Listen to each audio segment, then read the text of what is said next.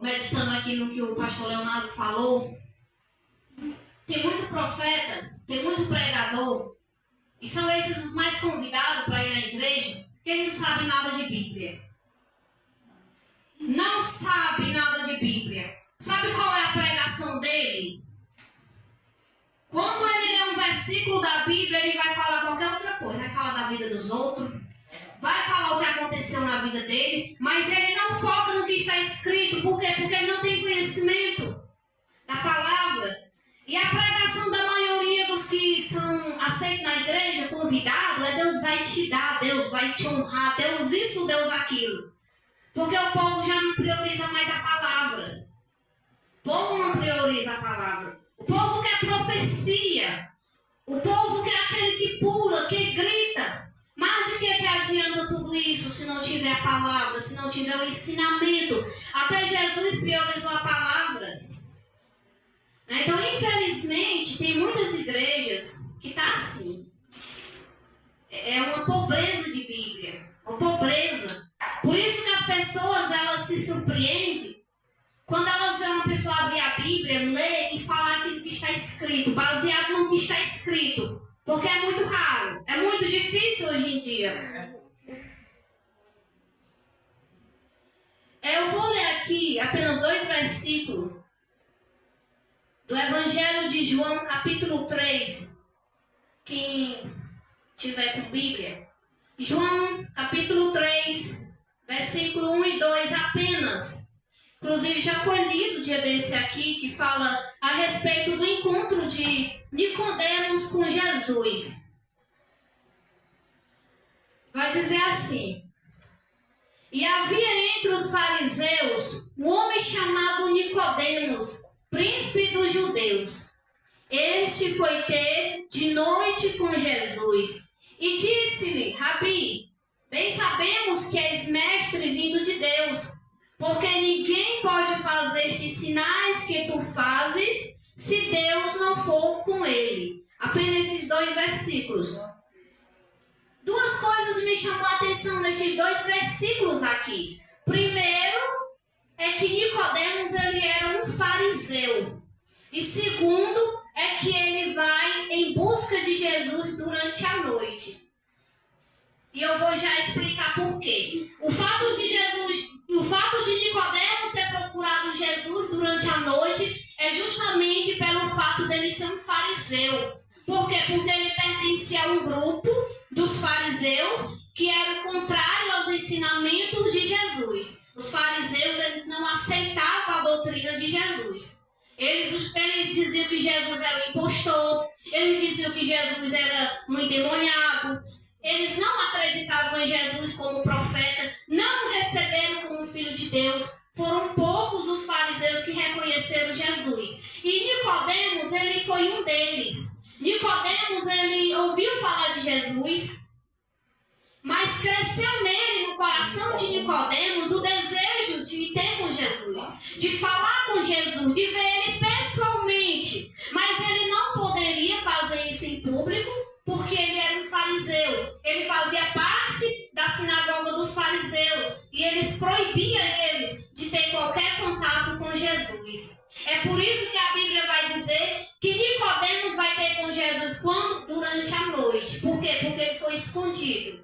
Para que os fariseus não vissem, não rejeitassem ele, não ficassem pegando no pé dele, porque qualquer um que falasse de Jesus na sinagoga, ele já mandava ele sair do grupo deles e seguir Jesus. Então, por isso, Nicodemos, ele foi à procura de Jesus durante a noite. E o que me chama a atenção é que o maior medo de Nicodemos era que os fariseus vissem ele com Jesus. É por isso que ele vai até Jesus durante a noite. Mas nem mesmo esse medo foi maior do que o desejo dele de conhecer Jesus. É tanto que ele bola ali um plano para ir disfarçado, para ir durante a noite ter com Jesus. Mas ele não deixou de ir ter com Jesus por causa do que os fariseus iriam dizer, porque ele poderia ser visto, já que os fariseus e alguns grupos religiosos estavam aqui e ali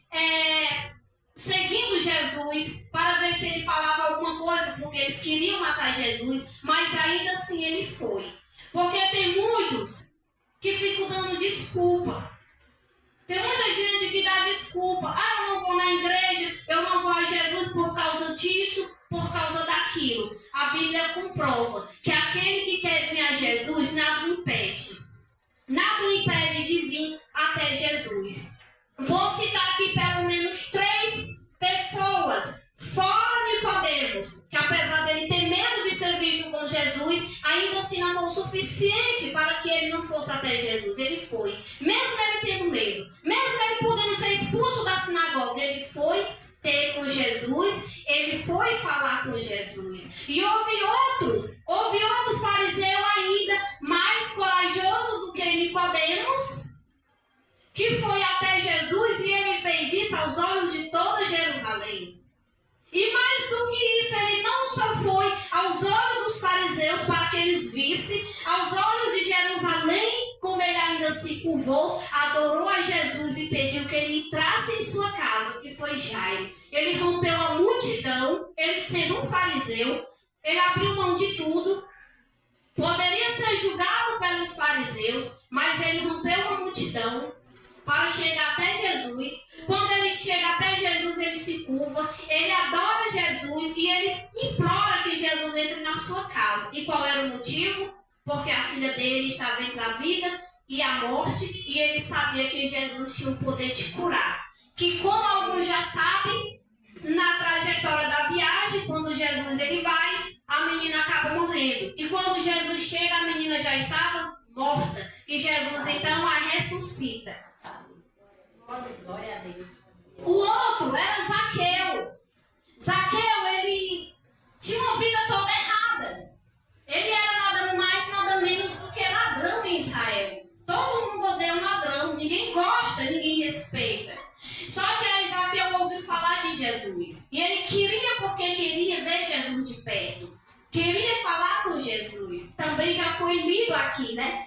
Que ele foi ter com Jesus. Ele encontrou uma grande multidão, ele era baixinho, então ele correu à frente da multidão, subiu numa árvore para ver Jesus passar.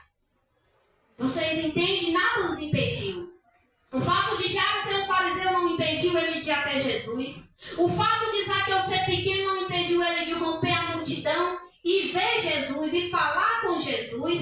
E temos também o caso da mulher do fluxo de sangue, que é ainda pior do que esses que eu falei, porque há 18 anos ela padecia de uma hemorragia, ela não poderia estar no meio da multidão, porque ela era considerada imunda, impura, e quem é que ia ficar andando para um lado e para o outro sangrando há 18 anos, mas ela ouve falar de Jesus, ela sai de casa se arrastando, ela rompe a multidão. Os teólogos dizem que ela caiu várias vezes, mas ela se levantou até ela chegar em Jesus. E quando ela chegou em Jesus, ela tinha um propósito, que ela saiu de casa dizendo que iria tocar em Jesus, para que ela fosse curada. Só que ela encontra uma grande multidão, mas ela não volta para trás. A multidão empurra ela para um lado e para o outro, ela cai. Ela se levanta, a multidão empurra para um lado e para o outro, ela cai, se levanta de novo até chegar em Jesus. E ela só sai de lá quando ela toca em Jesus. E a Bíblia vai dizer que ela ficou curada. Vocês veem que todos esses tinham motivos para não chegar até Jesus, mas nada os impediu. Aí alguns perguntam aí por que tem gente, eu já vou concluir, que a gente convida para ir na igreja, a pessoa fica dando desculpa. Hoje eu vou fazer não sei o que, hoje eu vou fazer não sei o que. É porque eles não têm interesse, eles não têm sede pela presença de Deus. Porque aquele que tem sede, aquele que tem vontade, ele vem. Nem Satanás o impede de vir, porque ele vem. Porque o desejo, a sede no coração dele de chegar até Jesus, de conhecer Jesus, ela é tão grande que ninguém impede. Como vocês podem ver, nenhum desses daqui foram impedidos. Nenhum deles foram impedidos. Agora, quando não tem interesse, aí não tem como vir. As pessoas não vêm porque elas não têm interesse de vir. Porque quando tem, nada os impede de chegar. Elas vêm. E elas não vêm arrastadas por ninguém. O interesse daquele que quer conhecer a Jesus é tão grande que ele mesmo decisão de vir sozinho, com as suas próprias pernas, sem ninguém convidar, ele vem. Mas aquele que não quer vir, aquele que não tem interesse, você pode dizer assim, não, vai pousar um avião aqui na frente da tua casa e vai te levar voando. Ele vai dizer, eu não quero, porque eu não tenho tempo, porque eu não tenho interesse. Então você vê a diferença, mas aquele que tem interesse, nada o impede. A multidão não impede, a enfermidade não impede, nada o impede de chegar até Jesus. E o mais importante, aquele que chega até Jesus, ele é transformado para sempre. Ele nunca mais é o mesmo. Ocorre dentro dele a mudança que Jesus fala aqui no capítulo 3 de João. Há um novo nascimento. Ele nunca mais vai ser o mesmo. O mundo olha e diz, tu está muito diferente. O que foi que aconteceu? Aquilo que tu fazia, tu já não faz mais, está muito diferente. E o que as pessoas vão dizer é porque eu conheci Jesus e fui transformado por ele. Ou seja, houve ali um novo nascimento, que era disso que Jesus estava falando com Nicodemos. A mudança que há no ser humano quando ele conhece Jesus. Há uma mudança. Todos nós mudamos em alguma coisa e vamos mudando, evoluindo, até o grande dia que o Senhor virá nos buscar e nos tornará perfeito como Ele é. Aleluia. Eu agradeço pela oportunidade.